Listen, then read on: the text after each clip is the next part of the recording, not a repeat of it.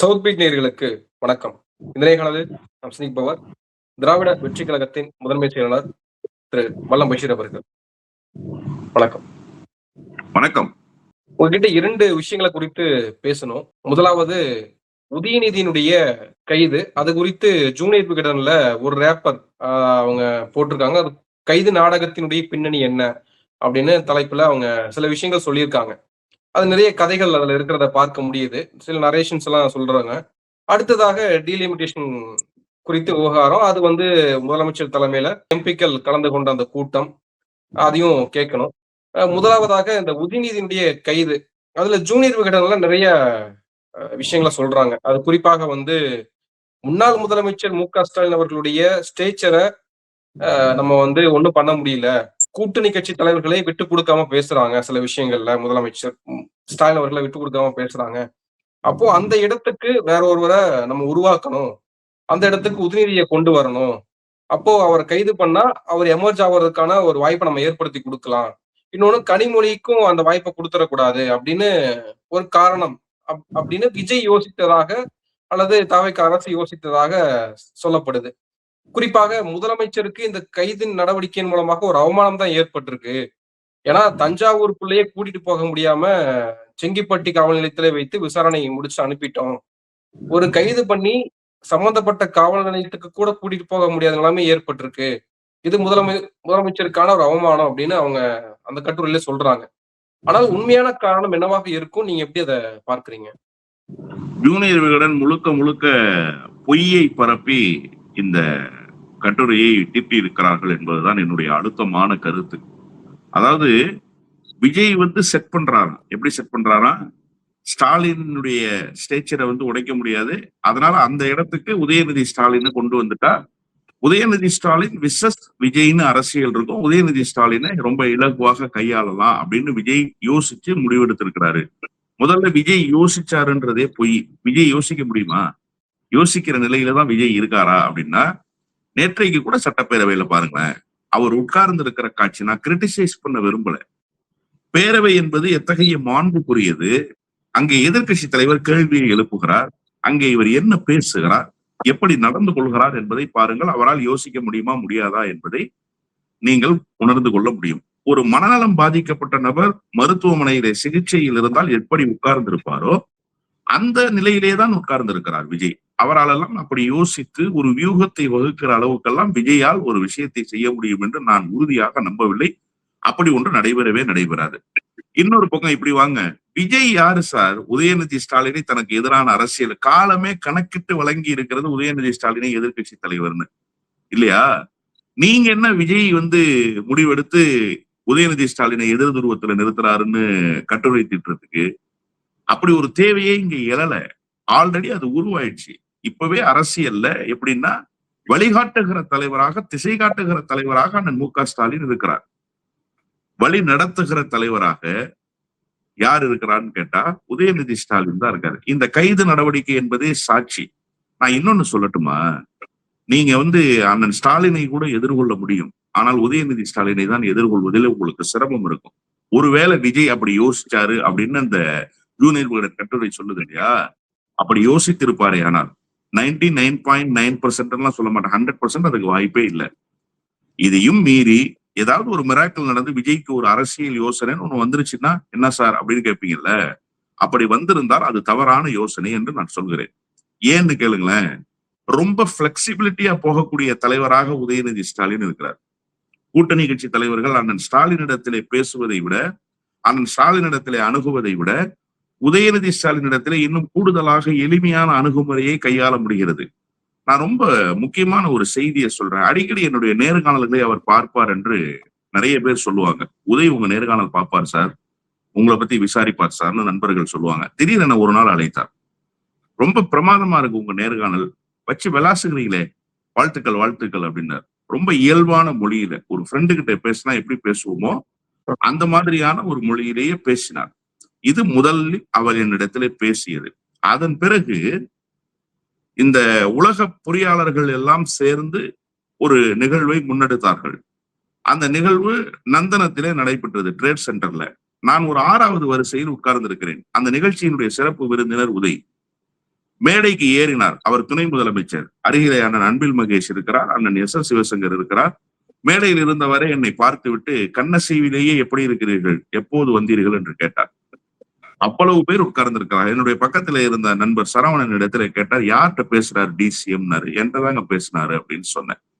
முடித்து விட்டு வெளியிலே வந்தோம். நிகழ்வு முடித்து விட்டு அவங்க எல்லாம் சிறப்பு விருந்தினர்கள் எக்ஸிட் வழியாக போயிட்டாங்க, விஐபி எக்ஸிட்ல போயிட்டாங்க. நான் சராசரியா எல்லாரும் போற எக்ஸிட்ல போனேன். அவருடைய கார் புறப்படுது. கிட்ட போன உடனே வணக்கம் சொன்னேன். அண்ணன் அன்பில் மகேஷ் சொன்னாரு, வல்லம் பஷீர். என்ன அவரை தெரியாதா? நான் தான் டெய்லி அவரை பார்த்துக்கிட்டே இருக்கிறேனே, அவருடைய டிபேட்ஸ் எல்லாம் மிஸ் பண்றது இல்ல, வாழ்த்துக்கள் அப்படின்னாரு. இதுதான் உதயினுடைய அணுகுமுறை. அப்ப இப்படி ஒரு அணுகுமுறையை ஒரு கட்சியினுடைய முதன்மை செயலாளர் என்பதை விட்டு விடுங்கள், எங்கோ ஒரு மூலையில் யாருக்காகவோ பேசி கொண்டிருக்கிறான் என்று கடந்து போக முடியும் தானே. அன்றைக்கு அவர் துணை முதலமைச்சர், இந்த நாட்டினுடைய அதிகாரம் அவருடைய கையில் இருந்துச்சு. ஆனால் என்னையும் அங்கீகரிக்கணும்னு ஒரு எண்ணம் இருக்கு இல்லையா? இந்த அப்ரோச் உதய் கிட்ட இருக்கிற வரைக்கும் உதய நீங்க ரொம்ப இலகுவா கையாளவே முடியாது. விஜய் யாருக்கிட்டையாவது போன்ல பேசிடுவாரா? விஜய் யாருடைய டிபேட்டையாவது பார்த்துட்டு வாழ்த்து சொல்லிடுவாரா? நான் ஏன் விஷயத்துக்காக சொல்லல சார், பொதுவாக சொல்றேன். விஜய் கிட்ட அந்த ஈஸி அப்ரோச் இருக்கா? இன்னொரு முக்கியமான விஷயம் என்ன தெரியுமா? தன்னை தாழ்த்தி தன்னுடைய கழக தலகர்த்தர்களை உயர்த்துகிற ஒரு பக்குவம் உதயத்துல இருக்கு. ஒண்ணு வேணாம் சார், அதிமுகவிலிருந்து அமமுக, அமமுகவிலிருந்து வந்தவர் தான் அண்ணன் செந்தில் பாலாஜி. அவர் ஒன்னும் பாரம்பரிய திமுக காரர் இல்ல. அவர் ஒரு அலுவலகத்தை திறக்கிற நிகழ்ச்சியை நடத்துறார் கரூருக்குள்ள. சிறப்பு அழைப்பாளர் யாருன்னா கட்சியினுடைய இளைஞரணி செயலாளர், துணை முதலமைச்சர் மரியாதைக்குரிய உதயநிதி ஸ்டாலின். அன்றைக்கு அவர் தான் துணை முதலமைச்சர். போறாரு. எங்களுக்கு உதயநிதி ஸ்டாலின் வழிகாட்ட வேண்டும், அண்ணன் உதயநிதி அவர்கள் வழிகாட்டுகிற இடத்தில் எங்களுடைய பயணம் தொடரும்னு அண்ணன் செந்தில் பாலாஜி மாவட்ட செயலாளர் பேசிட்டார். உதய் பேசும்போது என்ன தெரியுமா சொன்னாரு? அதுதான் சார் உதயினுடைய ஸ்பெஷாலிட்டியே. நான் திசை காட்டுகிற இடத்தில் இல்லை, எனக்கு மூத்தவராக இருக்கிற அண்ணன் செந்தில் பாலாஜி அவர்கள் எங்களுக்கு வழிகாட்ட வேண்டும், அவர் காட்டுகிற வழியில் நான் பயணிக்க தயாராக இருக்கிறேன்னு சொன்னார். எவ்வளவு பெரிய பக்குவம் பாருங்க. விஜய் சொல்லுவாரா? அண்ணன் புஷி ஆனந்த் வழிகாட்டுகிற திசையில் நான் பயணிப்பேன்னு சொல்லுங்க, சொல்லுவாரா அவரு? அண்ணன் செங்கோட்டையன் வழிகாட்டுகிற நிலையில் இருக்கிறார், அவருடைய பாதையில் என்னுடைய பயணம் தொடரும் சொல்லுவாரா விஜய்? சொல்லுங்க. அப்போ எந்த விதத்திலும் நீங்கள் கணக்கெடுகிற இடத்தில் உதய் இல்லை என்பதை நீங்கள் புரிந்து கொள்ளுங்கள். அவர் இன்னொரு கலைஞர். கலைஞருடைய அத்தனை குணாதிசயங்களும் அவரிடத்துல இருக்கிறது. உண்மைன்னு சொல்றேன் சார், நான் உண்மையை பேசுறேன். அண்ணன் ஸ்டாலின் இடத்துல ஒரு சின்ன கேப் இருக்கும் எப்பவுமே. அண்ணன் ரொம்ப அளவாதான் பேசுவார், ரொம்ப அதிகமாலாம் பேசிட மாட்டார், யாரையும் ரொம்ப பாராட்டிடவும் மாட்டார், யாரையும் ரொம்ப கடிந்து கொள்ளவும் மாட்டார். அவருடைய அணுகுமுறையே எப்படி இருக்கும் அப்படின்னு கேட்டீங்கன்னா, ஒரு தலைவருக்கு உண்டான அணுகுமுறையில அப்படியே அவர்கிட்ட அந்த நேச்சர் இருக்கும். ஆனா உதய் கிட்ட ஒரு ஃப்ரெண்ட்லி மேனர் இருக்கு. கலைஞரிடத்துல இருக்கக்கூடிய அந்த பகுடி இருக்கு அவரிடத்துல. கலைஞரிடத்துல இருக்கக்கூடிய அந்த நகைச்சுவை தன்மை, அந்த நட்பு, இப்ப எல்லோரிடத்திலும் அந்த அன்பாக பழகுகிற விதம், இவையெல்லாம் உதய இடத்துல இருக்கு. இது ஏதாவது ஒண்ணு விஜய்க்கு இருக்குன்னு நீங்க நினைக்கிறீங்களா? அப்ப விஜய் எப்படி தீர்மானிக்க முடியும் உதய் தான் நமக்கு எதிரின்னு? அப்படி உண்மையிலே நீங்க தீர்மானிச்சிருந்தீங்கன்னா நீங்க தோத்து போயிட்டீங்கன்னு அர்த்தம். உங்களுடைய எதிரி உங்களை விட எல்லா விதத்திலும், சகல விதத்திலும் வல்லமை பெற்றவராக இருக்கிறார். எல்லா விதத்திலும். நீங்க கைதுக்கு பயந்துகிட்டு திருச்சியில நீங்க பத்திரிகையாளரை சந்திக்காம கைதை முடிச்சுட்டு திருச்சியில பத்திரிகையாளர்களை சந்திச்சார். எப்படி இருக்கு பாருங்க ரெண்டு பேருடைய. அதான் மக்கள் கிட்ட செல்வாக்கு மிக்க தலைவராக விஜய் இருக்கிறார். அவரை பார்க்கறதுக்காக கொட்டும் மலையிலும் காத்திருந்து விஜயை பார்க்க காத்திருக்கிறாங்க மக்கள். அப்படின்லாம் செய்திகள்ல பார்க்கிறோம் இல்லையா? அதாவது நெடிய காலமாக, ஏறக்குறைய ஒரு 30 ஆண்டு காலம் இருக்குமா விஜய் நடிக்க துவங்கி. 30 ஆண்டு காலமாக ஒரு நடிகர், திரையிலே தோன்றிய ஒரு மனிதர், அவர் இன்றைக்கு பொதுவெளிக்கு வருகிறார் என்றால் இந்த கூட்டம் இயல்பாக இருக்கும் தானே. அந்த திரைத்துறையினுடைய வசீகரம் என்பது உண்மையிலேயே உதய்க்கு கொஞ்சம் குறைவுதான் அந்த விஷயத்துல. ஆனா போக போக உண்மையை நாட்டு மக்கள் தெரிந்து கொள்வார்கள். இப்ப கொஞ்சம் புதுசா வந்திருக்கிறதுனால அந்த சினிமா மினுமினுப்பு இன்னமும் இருக்கு. அந்த சினிமா மினுமினுப்பு போக போக கொஞ்சம் கொஞ்சமா குறைஞ்சிடும். இந்த இடத்துக்கு இன்னொருத்தர் வருவார். ஜெமினி கணேசன் இருந்தப்ப இருந்த மினுமினுப்பு ஜெமினி கணேசன் போன பிறகு வேறொருவருக்கு வந்துச்சு. நவரச நாயகன்னு கார்த்திக் வந்தாரு. கார்த்திக்கு இருந்த வரவேற்பு கார்த்திக் போன பிறகு தனுஷ்க்கு வந்துருச்சு.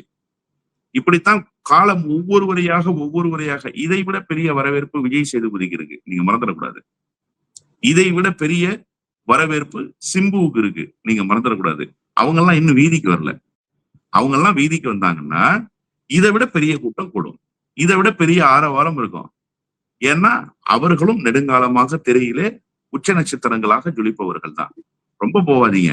இவருடைய சமகாலத்தில் இவருக்கு காம்படிட்டர்னு சொல்லப்பட்ட அஜித் இருக்காரு இல்லையா, அஜித்தை வீதிக்கு கூட்டுவாங்க, இதை விட பல்லாயிரக்கணக்கான கூட்டம் கூடும். சார் ஏன் சார் நீங்க அவ்வளவு தூரம் போறீங்க? நயன்தாராவை கூட்டுவாங்க சார். நயன்தாராவுக்கு கூடாத கூட்டமா? நான் சமீபத்துல ஒரு நகைக்கடையினுடைய திறப்பு விழா சென்னை அண்ணா நகருக்குள்ள, நான் நடிகையினுடைய பேரெல்லாம் சொல்ல விரும்பல, லட்சக்கணக்கான பேர் கூடிட்டாங்க சார். நானும் அந்த நிகழ்விலே பங்கேற்பதற்காக போயிருந்தேன். லட்சக்கணக்கான பேர் கூடியிருக்கிறார்கள். அண்ணன் பிரபு வந்திருந்தார், சிவாஜி கணேசன் அவர்களுடைய மகன். இவங்க எல்லாம் வந்திருக்கிற நிகழ்ச்சியில லட்சக்கணக்கான பேர் கூடினாங்களே, பிரபுக்கு என்ன மார்க்கெட் இருக்கு? அவரை பாக்குறதுக்கு ஒரு 10,000 பேர் கூடுறாங்க. அதனால அந்த திரைத்துறையினுடைய மினுமினுப்பு இருக்கிறவரை அது தொடரும். அதற்காக நீங்க ஒரு தலைவராக அவர் பரிணமித்துட்டார் அப்படின்னு சொல்ல முடியாது. சோக காலங்களில், சங்கட காலங்களில் யார் தன்னோடு இருந்தார்கள்? நீங்க ஒண்ணு வேணாம், விவசாயிகள் இன்னைக்கு உணர்றாங்களா இல்லையா? எங்ககிட்டயே பேசுறாங்க. என்கிட்டயே பேசினார் விவசாய சங்கத்தினுடைய தலைவர், டெல்டா விவசாய சங்கத்தினுடைய தலைவர் முந்தா நாள் பேசினார். முதலமைச்சர் விஜய் கூட்டம் கூட்டுறாருன்னு நாங்க போனோம், விஜயே வரல கூட்டத்துக்கு. எங்க கருத்தையே கேட்கல, அவங்களிடத்துல எந்த முடிவுமே இல்ல. ஆனா நாங்க நேற்று போனோம், 2.5 மணி நேரம் எங்களை சந்திச்சார் உதயினர்.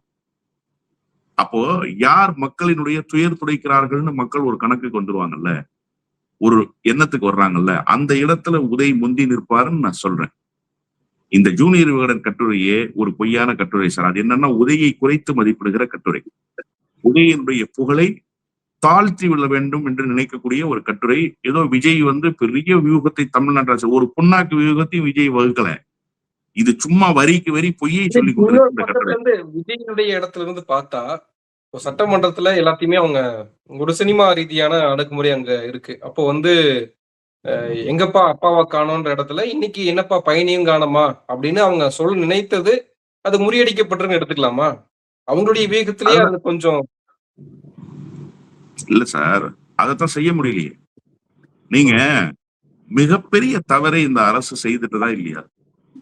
ஒண்ணு வேணாம், நீங்க விஜய் ஒரு வியூகத்தை வகுத்து உதய கைது செய்துட்டார், அப்படிதானே? உதயனுடைய கைதின் மூலமாக விஜய்க்கு கிரெடிட்டா உதய்க்கு கிரெடிட்டா? ஒரு ரோட் ஷோ போயிட்டு வந்துட்டார் சார், தஞ்சாவூர் வரைக்கும் 350 கிலோமீட்டரு ஒரு ரோட் ஷோ போயிட்டாரு. இதற்கிடையில எத்தனை பாதுகாப்பு தடுப்புகள், எத்தனை போலீஸ் பந்தோபஸ்துகள், எல்லாவற்றையும் தாண்டி அந்த கட்சிக்காரன் நின்னுட்டான்ல. நீங்க தஞ்சாவூர் ஈஸ்ட் ஸ்டேஷனுக்கு கொண்டு போகணுங்கிறீங்க, 10,000 பேர் கூடுறான். அங்க 10,000 பேர் கூடிட்டான், அந்த இடத்துக்கு போகக்கூடாதுன்னு யூட்டன் அடிச்சு செங்கிப்பட்டிக்கு போறீங்க, அங்க 15,000 பேர் கூடியிருக்கான். திரட்டப்பட்ட கூட்டமா அது? கோட்டன் கோழி பிரியாணி கொடுத்து கூட்டி வரப்பட்ட கூட்டமா இது? மாவட்ட செயலாளர்கள் பூரா உதயோட இருக்கிறாங்க. ஆர்கனைசிங் ஸ்ட்ரக்சரே இல்ல, ஆர்கனைஸ் பண்றதுக்கு ஆளே இல்ல. ஆனா ஆர்கனைஸ் பண்ணாமலே, மொபிலைஸ் பண்ணாமலே அங்கங்க இருக்கக்கூடிய பகுதி மக்கள் திரள்றாங்க. வான வேடிக்கை, உதய் வெளியில வந்தோன்ன மாலை வரவேற்பு, முழக்கங்கள், வாழ்க வாழ்க வாழ்க என்று. இதெல்லாம் தன்னியல்பாக அந்த கட்சிக்கு ஒரு தொய்வு இருந்துச்சு தேர்தல் தோல்விக்கு பிறகு. அதை விஜய் சரி பண்ணி விட்டுருக்காரு. விஜய் சரி பண்ணி விட்டுருக்காரு சார். அதை மீண்டும் ஒரு புத்தளிச்சு பெற்றிருக்கு அந்த கட்சி. சார் நான் என்ன கேட்கிறேன்னா, எவ்வளவு பெரிய ஃபெயிலியர் உதய அரெஸ்ட் மூலமா நடந்திருக்கு. முதல்ல நான் பெயிலபிள் செக்ஷன்ல கேஸ் போடுறீங்க, நல்லா பாருங்க, சட்ட ரீதியாகவே ஃபெயிலியர் அது. நான் பெயிலபிள் செக்ஷன்ல கேஸ் போட்டுட்டு இந்த கைது கூடாதுன்னு நாங்க சொன்ன, எதுக்கு கைது செய்திருக்கிறீங்க அப்படின்னு நீதிபதிகள் கேட்டோன்னே, இல்ல விசாரணைக்கு தான் நாங்க கைது செய்திருக்கிறோம், நாங்க ஸ்டேஷன் பெயில்ல விட்டுருவோன்றாங்க. நான் பெயிலபிள் செக்ஷன்ல கேஸ போட்டு ஸ்டேஷன் பெயில்ல விட்டுருவோம்னு சொல்லி விட்டுட்டாங்க. இவங்க சொன்னது என்ன? ஒரு புகழ்பெற்ற நடிகையினுடைய புகழை குறைக்கிற விதமாக, இழுக்கு நேருகிற விதமாக பேசிட்டாருன்னு. ஆனா போட்ட செக்ஷன் என்ன? 9 செக்ஷன்ல 7 செக்ஷன் இவங்க சொல்ற குற்றச்சாட்டுக்கு பொருந்தாத செக்ஷன். 2 மட்டும்தான். அந்த 2 செக்ஷனும் இன்டர்னலா பாத்தீங்கன்னா இவர் பேசியதற்கு பொருந்தாது. பாலியல் துன்புறுத்தல் தந்தார் இந்த கேஸ். பாலியல் துன்புறுத்தல்னா என்ன? பிசிக்கலா துன்புறுத்துறதுக்கு பேர் தான் பாலியல் துன்புறுத்தல். அதுல வருமா? அந்த நடிகையை பிசிக்கலா துன்புறுத்திட்டாரா? அந்த நடிகையை பார்த்தாரா? அந்த நடிகையோட பேசினாரா? எப்படி அந்த கேஸ் பொருந்தும்? அதான். அப்போ அட்டர் ஃபெயிலியர், ஒரு ஃபிளாப். நீங்க உதய் பேச போகிறார் காவேரி தீரத்தினுடைய விவசாயிகளினுடைய கண்ணீர் துடைப்பதற்காக ஒரு போராட்டத்தை தலைமையேற்று நடத்துறாருன்னு தெரிஞ்ச உடனே முதல் நாளே அந்த 7 கேஸ்க்கு ரெடி பண்ணிட்டாங்க சார், 7 செக்ஷனுக்கு. அவர் அன்னைக்கு அந்த வார்த்தையை பேசியதனால் அந்த 2 செக்ஷனை சேர்த்து அந்த பூதாகரமாக்கி மற்றவர்கள் பேசக்கூடாது என்று அவர்கள் நினைத்தார்கள். அதாவது இந்த 7 செக்ஷன்ல போட்டா எல்லாரும் கண்டன அறிக்கைகள் கொடுப்பாங்க, உதய்க்கு ஆதரவாக நிற்பாங்க, உதய்க்கு ஒரு எமர்ஜி கிடைக்கும். அது கூடாது. கும்பல கேஸ்ல கொண்டு வந்து மாட்டிட்டோம்னா அது சிக்கலுக்குள்ளாயிரும்னு இவங்களுடைய ஒரு அருவருப்பான கணிப்பு. அந்த கணிப்பு ஃபெயிலியர் ஆயிடுச்சு. அன்புமணி ராமதாஸ் என்ன சொன்னாரு? கூட்டணியில இருக்காரு, திமுக கூட்டணியில இருக்காரு, எப்படி கண்டனம் தெரிவிச்சாரு அவரு? அப்ப நீங்க என்ன பண்ணிருக்கீங்க? அங்கங்க உதிரிகளாக இருந்தவர்களை சேர்த்து விட்டுருக்கீங்க. உதயநிதி கைதின் மூலமாக உதயநிதிக்கு ஒரு பெரிய வரவேற்பை மக்களிடத்திலே உருவாக்கி கொடுத்திருக்கீங்க. எனக்கு அது ஒரு அட்டர் ஃபெயிலியர்னு சொல்றேன். அடுத்து இந்த டீலிமிட்டேஷன் விவகாரம், இதுலயும் முன்னாள் முதலமைச்சருக்கு கிடைத்த அந்த பொலிட்டிக்கல் மைலேஜ் இருக்கு இல்லையா? அனைத்து இந்திய தலைவர்களையும் கூட்டிட்டு வந்து ஒரு மீட்டிங் நடத்தி ஃபேர் டீலிமிட்டேஷன் அதுக்காக ஒரு கூட்டத்தை கூட்டி அந்த மைலேஜ அப்படியே விஜய்க்கு அவர்களுக்கு கொடுக்கணும் அப்படின்னு காங்கிரஸ் நினைக்கிறதோ அது நடந்திருக்குன்னு நினைக்கிறீங்களா? 19 எம்பி தான் கலந்துகிட்டது. தமிழ்நாட்டுல மொத்தம் மாநிலங்களவை மக்களவை 2 சேர்த்து 57 எம்பி இருக்காங்க. ஆமா, அறுதி பெரும்பான்மை கூட கிடைக்கல. 57ல பாதி கிடைக்கணும் இல்லையா? அப்பனா எத்தனை பேர் வந்திருக்கணும்? குறைஞ்சபட்சம் ஒரு 28 பேர் வந்திருக்கணும் இல்லையா? அதுக்கே உங்களுக்கு மெஜாரிட்டி கிடைக்கல. அப்ப திமுக தான் இதுலயும் மெஜாரிட்டியோட இருக்கு. அன்றைக்கு அவர் கூட்டிய கூட்டம், இந்த டீலிமிட்டேஷன்னா என்னன்னே தெரியாது சார். பண மதிப்பிழப்புனா என்னன்னு அன்னைக்கு யாருக்கு தெரியாதோ அதே மாதிரி டீலிமிட்டேஷன்னா என்னன்னே தெரியாது. ஆமாங்க, மக்கள் தொகை கூடிருச்சுனாக்க எண்ணிக்கையை உயர்த்த வேண்டியதானே அப்படின்ட்டு போயிட்டாங்க எல்லாரும். ஈவன் தமிழ்நாட்டினுடைய பார்வையுமே அப்படிதான் இருந்துச்சு. இல்லை, நீங்கள் மக்கள் தொகையை கட்டுப்படுத்தியது ஒன்றிய அரசு போட்ட உத்தரவின் அடிப்படையில். உத்தரவை மதித்து அரசினுடைய அறிவிப்பை ஏற்று நடந்த நமக்கு இப்படி ஒரு அநீதியும், அரசினுடைய உத்தரவை மதிக்காத உத்தரப்பிரதேசம், பீகார் போன்ற மாநிலங்கள்ல 5 புள்ள பெத்துக்கிட்டான், அவன் மக்கள் தொகையை பெருக்கிட்டான், அரசு சொன்னதை காது கொடுத்து கேட்கல, அவனுக்கு இன்னைக்கு கூடுதல் தொகுதி கிடைக்குது, நமக்கு கூடுதல் தொகுதி கிடைக்கல. இந்த புரிதலை ஏற்படுத்தியது திமுக. தென் மாநிலம் முழுவதுமாக நசுக்கப்படுகிறது என்பதை தென் மாநிலங்களுக்கு உணர்த்துவதற்காகவே தலைநகர் சென்னையில அகில இந்திய தலைவர்கள், துணை முதலமைச்சர், முதலமைச்சர், எதிர்கட்சி தலைவர், இப்படி எல்லாரையும் திரட்டி, ரேவந்த் ரெட்டியிலிருந்து பினராயி விஜயன் வரைக்கும் அவ்வளவு பேரையும் திரட்டி ஒரு கூட்டத்தை நடத்தி இதற்கான காஷனை உருவாக்குனது யாருன்னா திமுக. இவ்வளவும் திமுக பண்ணுச்சுல்ல. நீங்க நேற்று தமிழ்நாட்டுல இருக்கிற கட்சியை கூட ஒருங்கிணைக்கலையே. இந்த எம்பி கூட்டம் ஃபிளாப் சார். முதல்ல இந்த எம்பி கூட்டம் எதுக்கு? நான் என்ன கேட்கிறேன்னா, எனக்கு ஒரே ஒரு ரொம்ப சிம்பிளான கேள்வி, எனக்கு புரிந்த அரசியல் அறிவுல நான் கேட்கிறேன். சு வெங்கடேசன் கம்யூனிஸ்ட் கட்சியினுடைய டிசைடிங் அத்தாரிட்டியா? வைகோ மகன் அந்த கட்சியினுடைய டிசைடிங் அத்தாரிட்டியா?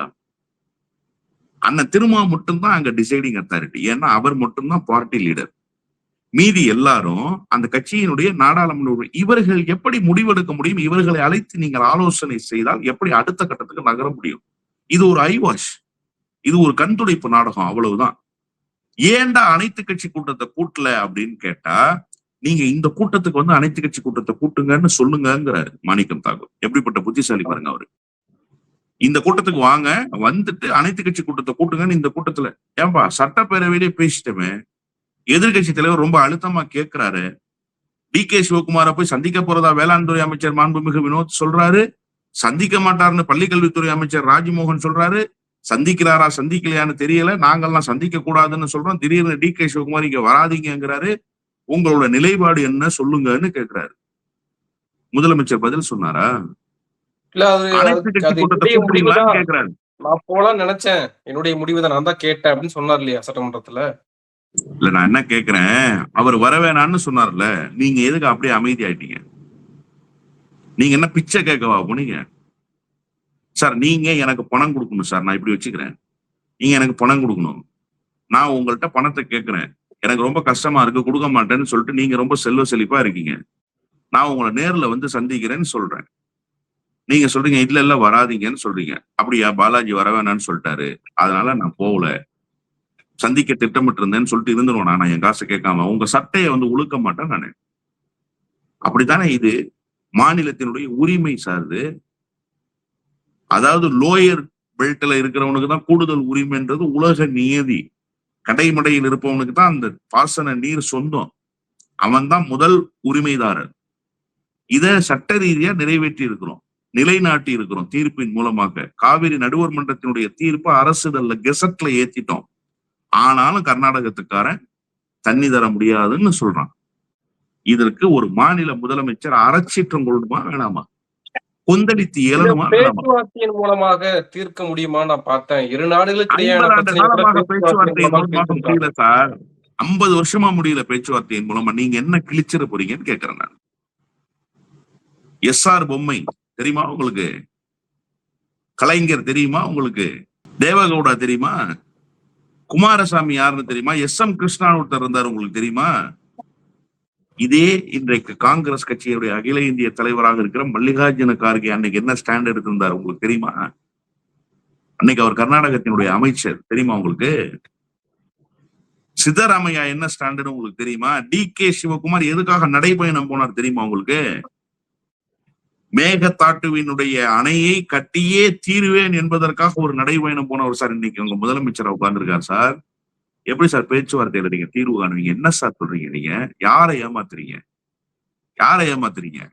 ஜூன் மாதம் 12ஆம் தேதி திறக்கப்பட வேண்டிய தண்ணீர் இன்னைக்கு என்ன தேதியாச்சு? ஆகஸ்ட் மாசம் 9ஆம் தேதி ஆச்சு. இன்னும் 3 நாள் வந்தா 2 மாசம் ஆச்சு சார். பயிர் கருகி நாசமா போச்சு சார். நிலமெல்லாம் வெடிச்சு திதறுது சார். பாலம் பாலமாக வெடித்து கிடக்கு சார். விவசாயிகளுடைய துயரை துடைப்பதற்கு இந்த அரசினுடைய கரம் நீளல்ல சார். விவசாயிகளை சந்திச்சு பேசுங்கன்னு எதிர்கட்சிகள் கோரிக்கை வச்சா முதலமைச்சர் சந்திக்க மாட்டேங்கிறார் சார். 6 மணிக்கு வீட்டுக்கு போயிடுறாரு சார். ஸ்கூல் புள்ள மாதிரி வீட்டுல போய் உட்காந்துக்கிறார் சார். இங்க இருக்கிற அமைச்சர்கள் தான் சார் சந்திக்கிறாங்க. அதுக்கும் ஒரு தீர்வு இல்லை சார். இது குறித்து பேச வாங்கன்னு கூப்பிட்டா நீங்க டீலிமிட்டேஷனுக்காக எம்பிக்கள் கூட்டத்தை போய் சரி நான் ஒண்ணு வந்துடுறேன். ஓகே சார், காவிரி விவகாரத்துல நீங்க டி.கே. சிவகுமார் சந்திக்கலாம்னு இருந்தீங்க, சந்திப்பு நடக்கல, முயற்சிகள் மேற்கொண்டீங்க. ஓகே, உங்களுடைய முடிவை நான் ஏத்துக்கிறேன். டீலிமிட்டேஷன் இம்ப்ளிமெண்ட் ஆகிறதுக்கு முன்னாடி ஒரு பிரச்சனை நடந்தது தெரியுமா? தமிழ்நாடு முழுமைக்கும் அது குறித்து அன்றைக்கு இருந்த முதலமைச்சர் பேசினார் தெரியுமா? அப்போ ஒரு அறிக்கை வந்தது தாவேகா தரப்புல இருந்து. அப்ப ஜோசப் விஜய் இல்ல, வெறும் விஜய் தான் அவரு. அந்த விஜய் ஒரு அறிக்கையை கொடுத்திருந்தார். என்ன சொல்லி அறிக்கை கொடுத்திருந்தார் சொல்லுங்க? டீலிமிட்டேஷன் என்பது இப்போது ஒரு பெரிய பிரச்சனை அல்ல, அது பாட்டுல நடந்துகிட்டு இருக்கு. நீங்க உட்கட்டமைப்பை மேம்படுத்துவது, சாலை வசதிகளை உருவாக்குவது, இதுதான் இப்ப இருக்கிற மாநிலத்தினுடைய பிரச்சனை. அதனால எங்களுடைய நிலைப்பாடு என்னன்னா, இந்த விவகாரத்தை இப்ப தூக்க வேண்டிய அவசியம் இல்லைன்னு சொன்னார். எப்போ மசோதா தாக்கலாக போகுதுங்கிற நேரத்துல இத சொன்னார். அவரு சொன்னாரா? இப்பயும் அதான் சொல்றாங்க. இப்பயும் என்ன சொல்றாங்கன்னா, அடுத்த வாரம் இல்ல இன்னொரு 5 நாட்களுக்கு கழித்து மீண்டும் மசோதா தாக்கல் செய்ய இருக்கிறாங்க. தொகுதி மறுவரை மீண்டும் கொண்டு வர இருக்கிறாங்க பாஜக. அதை முறியடிக்க வேண்டும் அப்படின்னு தானே சொல்றாங்க. இல்ல, நான் என்ன கேக்குறேன்னா, அன்னைக்கு டீலிமிட்டேஷனை பேசவே வேணாம்னு சொல்லிட்டு இன்னைக்கு டீலிமிட்டேஷனை பேசுறீங்களா ஏன்னு கேக்குறேன் நான். பாஜக கொண்டு வரட்டும், ஏற்கனவே தோல்வியை தழுவிடுச்சு, இப்ப அதை கொண்டு வர பாக்குது. கொண்டு வர பார்த்தால் அதை எதிர்க்க வேண்டிய கடமையும் பொறுப்பும் திராவிட முன்னேற்ற கழகத்துக்கு இருக்கு. திராவிட முன்னேற்ற கழகம் அதை செய்யும். டிராப்ட் வரட்டும், நான் என் வேலையை பார்க்கறேன், நீ உன் வேலையை பார்த்துட்டு போ, என்ன கூப்பிடாதேங்குது திமுக. இப்ப நீங்க திடீர்னு உங்களுக்கு என்ன பாசம் டீலிமிட்டேஷன் விவகாரத்துல நான் கேட்கிறேன். இதை விட பெரிய கூட்டம் என்ன தெரியுமா? வைகோ பையன் அதி புத்திசாலி, உலகத்திலேயே அறிவுஜீவி ஒருத்தர் இருக்காருன்னா அது வைகோவுடைய பையன் தான். அவர் வெளியில சொல்றாரு, சில எதிர்கட்சிகள் அவங்களுடைய சோசியல் மீடியா ஹேண்டிலிங்ல இதை ஆதரிக்கிறது மாதிரி பேசுறாங்க. ஏன் சார், ஒரு கட்சியினுடைய நிலைப்பாடு சோசியல் மீடியா ஹேண்டிலிங் மூலமாக நீங்க முடிவு பண்ணிடுவீங்களா? திமுக கூட்டணியில இருக்குல்ல, ஒரு நிமிஷம் இருங்க, நான் முடிக்கிறேன். திமுக கூட்டணியில இருக்கும்போது திமுக தலைவர்களை, திமுக வேட்பாளர்களை தோக்கடிக்கணும்னு உங்களுடைய சோசியல் மீடியா ஹேண்டிலிங்ல உங்களோட ஐடி விங் வேலை செஞ்சுச்சு. அதுதான் உங்க கட்சியினுடைய முடிவுன்னு எடுத்துக்கலாமா? அசிங்கமா உங்க கட்சியை பத்தி கிரிட்டிசைஸ் பண்றவன திட்டுறான சார். பத்திரிகையாளர்களை, ஊடகவியலாளர்களை, உங்க கட்சி குறித்து கிரிட்டிசைஸ் பண்ற, நியாயமான கருத்துக்களை வைக்கிற, பங்கேற்கக்கூடிய ஊடகங்களில் பங்கேற்கக்கூடியவர்களினுடைய இல்லத்தில் இருக்கக்கூடிய பெண்கள் குறித்து உங்களுடைய சோசியல் மீடியா ஹேண்டிலிங்ல பேசுறாங்க, உங்க ஆட்கள் பேசுறாங்க. அப்ப அதான் உங்க ஸ்டாண்டா? இப்ப நான் பேசினா என் மனைவியை பேசுறதுதான் உங்க கட்சியினுடைய சோசியல் மீடியா ஹேண்டிலிங். நான் ஆதாரம் தரவா? என் மனைவி பத்தி, எங்க அம்மா பத்தி, என்னுடைய சகோதரி பத்தி பேசின ஆதாரங்களை தரவா? அப்ப அதுதான் உங்க கட்சியினுடைய நிலைப்பாடு. அப்ப சோசியல் மீடியா ஹேண்டிலிங்கை வச்சுதான் ஒரு கட்சியினுடைய நடவடிக்கையை தீர்மானிக்க முடியும் என்கிற அளவுக்கு எவ்வளவு மழுங்கி போன மூளையோடு இருக்கிறாங்க பாருங்க. ஒரு பக்கம் மாணிக்கம் தாகூர் வந்து கோரிக்கை வைங்க காவிரிக்குங்கிறாரு. சட்டப்பேரவையில வச்ச கோரிக்கைக்கே பதில் இல்லைன்னு சொன்னா அதுக்கு அவர்கிட்ட பதில் இல்லை. இன்னொரு பக்கம் இவர் சொல்றாரு சோசியல் மீடியா ஹேண்டிலிங்ல பாக்குறோம் அவங்க வந்து டீலிமிட்டேஷன் ஆதரிக்க போறாங்க. டீலிமிட்டேஷனை ஆதரிக்காத திமுக எழுதி வைத்துக் கொள்ளுங்கள். டீலிமிட்டேஷனை வலிமையாக எதிர்த்த இயக்கம் திமுக இல்ல, தான். இந்திய அன்னைக்கு துணைக்கண்டத்தில் எவனும் டீலிமிட்டேஷன் எதிர்க்கல. சொன்னாங்க, இன்னைக்கு ஃபேர் டீலிமிட்டேஷன் சொல்றாங்க. ஒரு சாஃப்ட் கார்னர் வந்திருக்கு அவங்களுக்கு. சார் அன்னையில இருந்தே ஃபேர் டீலிமிட்டேஷன் தான் சார் சொல்லிட்டு இருக்கு திமுக. இன்னைக்கா சொல்லுது? முதல் கூட்டம் போட்டோம் இல்லையா, எல்லா மாநிலத்தினுடைய முதலமைச்சர்களும் வந்தாங்கல்ல, அப்பவே ஃபேர் டீலிமிட்டேஷன் தான். ஃபேர் டீலிமிட்டேஷன்ன்றதுதான் அன்றையிலிருந்து கோரிக்கை. இன்னைக்கு எல்லாம் மாத்தல. நீங்க வேணா மாத்திக்கங்க, திமுக மாத்தாது. திமுகவுக்கு ஒண்ணு சொல்லிட்டு இன்னொன்னு செய்யற பழக்கம் கிடையாது. அது சொல்றதுதான் செய்யும், செய்யறதுதான் சொல்லும். அந்த கட்சிக்கு அதுதான் பழக்கம். அதோடைய ட்ராக் ரெக்கார்டு எடுத்து பாருங்க. விஜய் மாதிரி டீலிமிட்டேஷனை பேச தேவையில்லைன்னு அறிக்கை கொடுத்துட்டு திடீர்னு தேவைப்படும் போது டீலிமிட்டேஷன். நான் ஒண்ணு சொல்லட்டுமா, இந்த காவிரி விவகாரத்தில் காங்கிரஸ் செய்திருக்கிற துரோகத்தை மறைப்பதற்கு, காங்கிரஸுக்கு ஒரு பெரிய கிரெடிட் கொடுப்பதற்கு, விஜய் இதன் மூலமாக ஒரு பொலிட்டிக்கல் மைலேஜ் எடுப்பதற்காக இந்த அனைத்து கட்சி எம்பிக்கள் கூட்டம்னு கூட்டி அவங்க கூட்டணியில இருக்கிற எம்பிக்கள் மட்டும்தான் பங்கேற்றாங்க. அனைத்து கட்சி எம்பிக்கள் கூட்டம் கூட கிடையாது. அது தமிழ்நாடு மாநிலங்களவை மக்களவை உறுப்பினர்கள் கூட்டம்னு நீங்க போடாதீங்க. தாவேகா ஆதரவு கட்சிகளினுடைய மாநிலங்களவை மக்களவை உறுப்பினர்கள் கூட்டம் அது. ஒருத்தர் போய் பங்கேற்கல. கமலஹாசன் போனாரா? எல்கே சுத்தீஷ் போனாரா? யாரும் போகல. போனது முஸ்லிம்களுக்கு மதிமுக, காங்கிரஸ், 2 கம்யூனிஸ்ட், அவ்வளவுதான். அவங்க கூட்டணியில இருக்கிற கட்சிகள் விசிக உட்பட வேற யாரும் போல. அப்ப இதை காங்கிரஸ் கட்சியும் தாவேகாவும் அரசியலாக காவிரி விவகாரத்தில் தங்களுக்கு ஏற்பட்டிருக்கிற பாதிப்பை சரி செய்து கொள்கிற டேமேஜ் கண்ட்ரோல் கூட்டமாகத்தான் இந்த கூட்டம் இருந்ததே தவிர என்ன பண்ணாங்க, எனக்கு என்ன முடிவெடுத்தாங்க சொல்லுங்க. வெளியில வந்து விஜய் பேசினாரா என்ன முடிவெடுத்தோம்னு? விஜய் தானே சார் தலைமை தாங்கினாரு. என்ன ஏதாவது பேசினாரா? அவ்வளவுதான். இந்த அரசு முழுக்க முழுக்க தகவல் சொல்கிற அரசு சார். மதுக்கடைகளை மூடிவிட்டதாக தகவல், மகளிருக்கு உதவித்தொகை வழங்கிவிட்டதாக தகவல், ஊழலை ஒழித்து விட்டதாக தகவல், ஒப்பந்த புள்ளிகள் கோருகிற போது பர்சன்டேஜ் கொடுக்க கூடாது என்பது தகவல். எல்லாமே தகவல் தான். எதுதான் உறுதி செய்யப்படும்? நானும் காத்துக்கிட்டே இருக்கேன், உறுதி செய்வாங்கன்னு. கடைசி வரைக்கும் எதுவுமே உறுதி செய்யறது இல்லை. எல்லாமும் தகவலாகவே இருக்கு. போயிட்டு வந்த அல்ல கைகள் தான் நேற்று சலம்பிக்கிட்டு இருக்கு. 100 நாள் சாதனையெல்லாம் நாங்க பட்டியல் போட போறோம்ன்றாங்க. எப்படி எப்படி 100 நாள் சாதனை, ஆட்சியுடைய 100 நாள் சாதனை பட்டியல் போட போறோம். எப்படி காலையில அலுவலகத்துக்கு வந்துட்டு 6 மணிக்கு வீட்டுக்கு போயிடுறது, சனி ஞாயிறு வெளியிலேயே வர்றது இல்ல, இந்த வார சந்தையை சனிக்கிழமை திறந்து வச்சு எம்எல்ஏக்களை பர்ச்சேஸ் பண்ணது, இதா உங்க சாதனை? இதா சார் உங்க சாதனை? போடுங்க. உங்க சாதனையை பட்டியல் போட்டாதான் என்ன செய்து கிழிச்சிருக்கீங்கன்னு நீங்க தமிழ்நாட்டு மக்களுக்கு சொல்ல முடியும். பட்டியலை போடுங்கன்றாங்க. நன்றி, நிறைய விஷயங்களை பகிர்ந்திருக்கீங்க. உங்க நேரத்துக்கு மிக்க நன்றி. நன்றி.